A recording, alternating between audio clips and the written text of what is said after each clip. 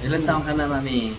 77 Ano and po pangalan niyo? 17 by October. Ano po pangalan niyo? Tawag at sa akin ay Remy Taga-saan po kayo? Isabela. Taga Isabela. Anak ko si Anthony. Kala ko galing kayo ng Paris.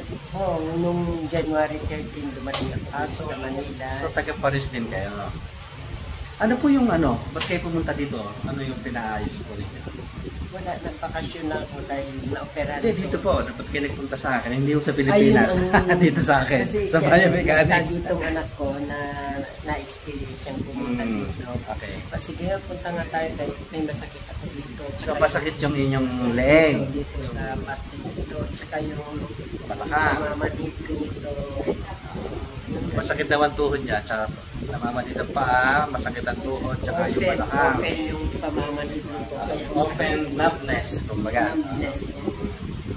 Kamusta naman po ngayon? After po nung ginawa po natin. Ngayon hindi naman. Kaya usually ang time nito sa umaga pag ako'y So, bababa. malalaman niya yung bukas po. Anak. Yung masakit po sa leg niyo, kamusta? Wala na rin. Ano yung sabi niyo kanina? Parang ano? Magic. Parang magic.